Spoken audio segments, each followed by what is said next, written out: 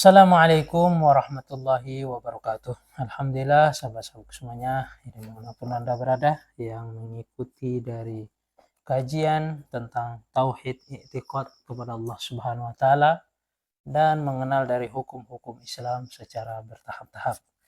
Alhamdulillah saat ini kita sudah memasuki mengenal tentang hukum Islam. Kemarin kita membahas di dalam tauhid, yaitu mengenal i'tiqadnya Ahlus Sunnah wal Jamaah kurang lebih tentang kemaksuman kemaksuman dari para nabi dan rasul. Saat ini kita masuk ke dalam kajian fikih, yaitu mengenal dalam hukum Islam. Kurang lebihnya kemarin kita sudah membahas hukum fikih itu ada berapa, hukum dalam Islam itu ada berapa. Tentunya hukumnya kurang lebihnya ada 5, yaitu hukumnya fardu, mubah, sunnah, haram, dan makruh. Dan kita sudah mengenal dari fardu. Fardu itu pun dibagi menjadi 2 bagian, yaitu fardu ain, kemudian fardu kifayah. Kemudian juga mengenal dari sunnah. Kurang lebihnya sunnah kemarin kita sudah mengenal, sunnah ini dikerjakan, ia mendapatkan suatu ganjaran, jika ditinggalkan dia tidaklah mendapatkan suatu siksaan. Alhamdulillah saat ini kita masuk pengenalan tentang mubah, kemudian haram, dan makruh. Seperti biasanya sebelum kita melanjut dari kajian kita ini, kita mengharap kepada Zat yang Maha Agung, yaitu Allah Subhanahu wa taala, untuk memberkahi apa yang kita kaji atau yang kita dengar untuk hal-hal berkaitan kepada pendekatan kepada Allah, yaitu hukum syariatnya. Al-Fatihah. A'udzubillahi minasyaitonirrajim.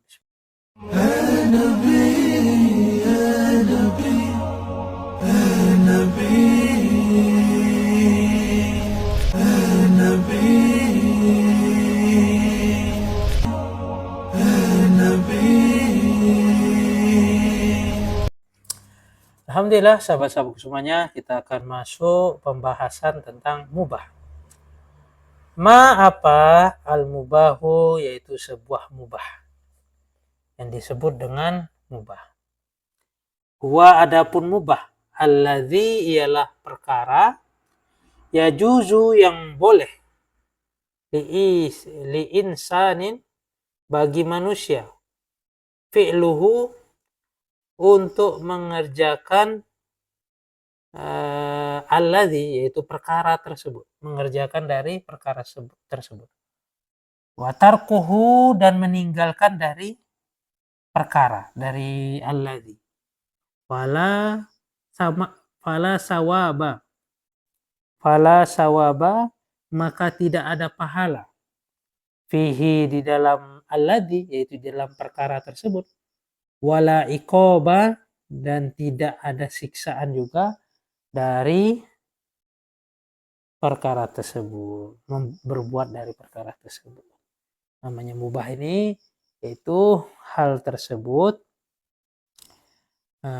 jika dikerjakan dari perkara tersebut, meninggalkan dari perkara tersebut, tidak mendapatkan, memperolehkan pahala ataupun siksaan dari hal tersebut. Itulah yang disebut dengan mubah. Mubah ini ya berkaitan hal tersebut tidak ada hubungan di dalam perkara nilai agama atau sunnah. Seperti ya mubah dalam suatu perjalanan. Perjalanan tersebut ada kala hukumnya menjadi haram jika perjalanan tersebut diniatkan untuk bermaksiat kepada Allah atau mengunjungi suatu tempat maksiat kepada Allah, atau sebaliknya untuk melakukan hal-hal yang haram di perjalanan, itulah dikatakan perjalanan yang haram. Terus ada juga perjalanan yang yang tentunya disebut dengan mubah. Mubah ini tidak ada kaitannya kepada suatu agama ataupun kaitan kepada suatu larangan. Ya mubah perjalanan karena tidak ada tujuan apa-apa, itu mubah. Tujuan tidak ada apa-apa. Kalau tujuan silaturahmi itu masuk dalam kata-kata sunnah. Silaturahmi karena menjalin hubungan silaturahmi masuk dalam bab hadisnya itu akhlak, bisa jadi jatuh sunnah. Sama juga dengan suatu pernikahan, bisa nikah itu menjadi haram, bisa menjadi sunnah, bisa menjadi mubah, bahkan bisa menjadi haram. Bagaimana? Karena mungkin dia niat di dalam pernikahan tersebut untuk menzolimi dan lainnya, dan bisa menjadi sunnah untuk mengikuti Rasulullah atau mengikuti dari kanjeng Nabi. Kemudian bisa jadi wajib dikarenakan dia sudah punya kemampuan dan lain-lainnya sebagainya, dan dia berkeinginan sekali atau tidak bisa menahan dari nafsunya tersebut, maka menjadi wajib. Wallahu a'lam, begitu kurang lebih. Jadi hukum di dalam pernikahan itu dilihat dari bagaimana si perkara tersebut juga. Begitu juga dengan perjalanan tadi. Maka dari sini kita bisa memahami apa itu mubah. Mubah itu ya dia ini tidak ada suatu larangan, ataupun jika dia melakukan juga nggak ada permasalahan di dalam hal tersebut, sehingga di dalam hal tersebut tidaklah memberikan suatu pahala, bahkan juga tidak memberikan suatu ganjaran. Ya perjalanan demikian yang namanya mubah. Alangkah baiknya kita ini melakukan suatu hal yang ada nilai-nilai pahala, walaupun mungkin mubah, seperti perjalanan berdagang itu mubah, ya kan, karena tidak ada tujuan, hanya mungkin untuk dapat harta ini dan lain bugono dan begini.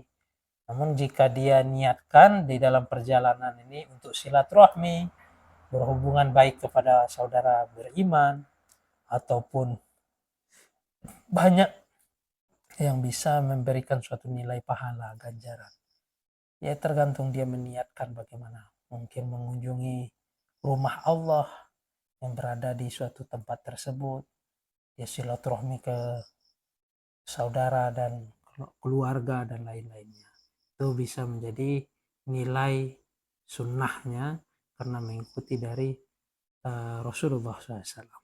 Karena dalam arti sunnah ini arti fikih suatu perbuatan yang tentunya tidak dijatuhkan menjadi rukun ataupun wajib, seperti wudhu, dia berkumur-kumur itu sunnah jatuhnya. Istimsa sunnah, basuh telinga sunnah, ngusap dua tangan sunnah. Melebihkan dari wudhu tempat batasannya, begitulah kurang lebihnya. Namun di dalam hadis sunnah ini apa yang diperbuat oleh Rasulullah dalam kehidupan beliau, baik di dalam hal apapun, maka menjadilah sunnahnya Rasulullah SAW. Silaturahmi, cara bersikap, cara berbicara, apa yang dicontohi Rasulullah seluruhnya itu menjadi sunnahnya Rasulullah. Dan jika seseorang mempraktikkan di kehidupannya, tentu ada nilai di dalam kehidupan dia. Ada pahala, ada ganjaran setiap apa yang dia lakukan. Itulah dikatakan sunnah yang dilakukan oleh Rasulullah SAW. Wallahu a'lam. Kurang lebihnya mubah demikian. Dikerjakan tidak mendapat pahala, ditinggalkan juga tidak mendapat siksa. Sekarang kita masuk kepada haram. Ma haram, ma apa? Al-haramu, yaitu suatu haram. Huwa adapun haram, al-wajibu adalah perkara yang wajib. Tarkuhu, untuk meninggalkan haram. Faman, maka barang siapa, fa'alahu, mengerjakannya, dia yaitu si pelaku pada haram, ya nalu maka mendapatkan suatu hal dari si man yaitu si manusia tersebut yang melakukan perkara tersebut, ikoban yaitu siksaan. Waman dan adapun orang tarokahu yang meninggalkan si orang tersebut kepada perkara haram, ya nalu maka ia mendapatkan tentunya orang tersebut sawaban yaitu pahala. Kasyurbil khamrin seperti minum khamar. Seperti minum khamar dan lain sebagainya yang tentu diharamkan. Jika dia meninggalkan, tentu memberikan nilai pahala kepada dirinya, dan jika dia melakukan maka dia mendapat dosa. Seperti minum khamar, yang jelas itu minum khamar. Itu makan makanan yang haram. Minum khamar sudah jelas makanan yang haram, seperti hewan-hewan yang haram. Jelas ya di dalam haram Islam memandangnya seperti ya binatang yang haram, banyak ular dan lain-lainnya. Tentunya di dalam suatu hal dia ini tidak dalam keadaan darurat.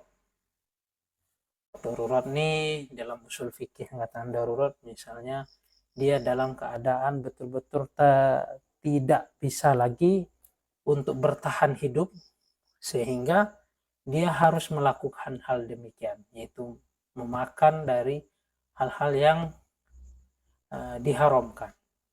Itu dalam pandangan fikih.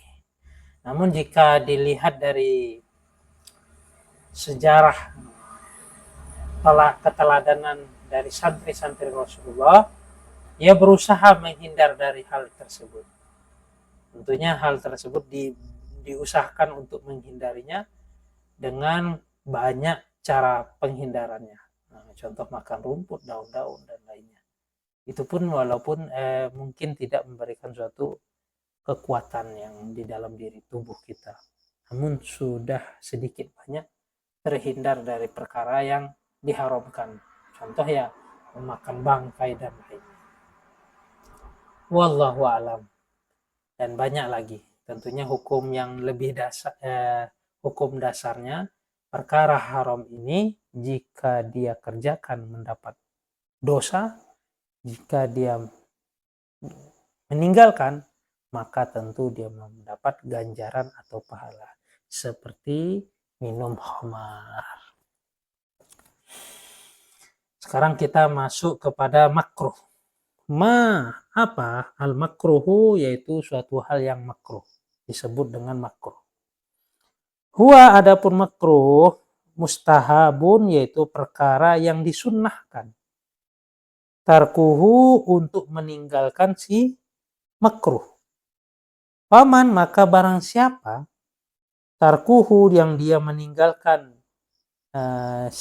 siapa yang meninggalkan orang tersebut kepada perkara makruh, ya nalu maka ia mendapatkan, siapa yang mendapatkan, yang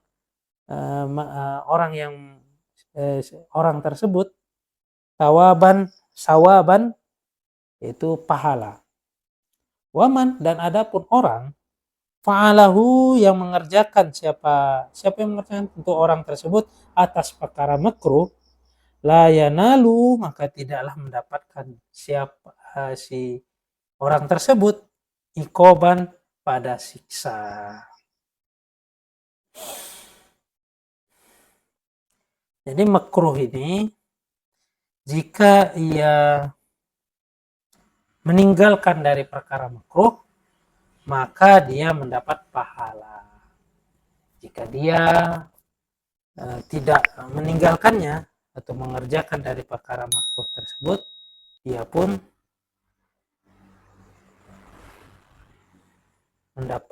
pun tidaklah mendapatkan siksa. Makruh ini seperti remang-remang, tidak jelas di dalam hukumnya, namanya makruh. Kurang lebihnya demikian. Wallahu alam. Ya, contoh makruh yang jelas berkembang di Indonesia sendiri dikatakan yaitu rokok, ya kan? Rokok seperti rokok ini makruh karena banyaknya suatu pandangan, ada yang mengatakan haram dan lain-lainnya. Jadi bisa jatuh dalam kata makruh. Wallahu a'lam. Dibilang membahaya, sangat banyak bahayanya dibilang. Makanya karena itu menjadi makruh. Wallahu a'lam. Dan lain sebagainya. Banyak lagi kata-kata makruh nih yang bisa disebutkan kepada suatu hukum. Wallahu a'lam. Alhamdulillah, sahabat-sahabatku semuanya, kita sudah mengenal kurang lebih dari hukum-hukum yang berada di dalam Islam itu sendiri. Secara garis besarnya ada fardu, ada sunnah, ada mubah, ada makruh, dan ada haram. Dan itu akan kita bahas lagi di dalam suatu yang berkaitan di dalam fikih ini. Nah, contoh makruh ini menggunakan air berlebihan. Makruh. Makruh ya, menggunakan air wudhu secara berlebihan. Makruh jadinya. Wallahu alam. Semoga apa yang kita pelajarkan ini bisa memberikan suatu manfaat yang luar biasa, menambah keberkahan-keberkahan di kehidupan kita, terutama akan memberikan syafaat dan kemudahan di yaumul hisab ataupun di hadapan Allah Subhanahu wa taala, dan diberikan suatu syafaat oleh Rasulullah SAW. Amin amin ya rabbal alamin. Jika kalian merasa video saya ini bermanfaat, silahkan kalian tekan like dan share sebanyak-banyaknya jika kalian merasa video saya ini bermanfaat. Wabillahi taufiq wal hidayah. Assalamualaikum warahmatullahi wabarakatuh.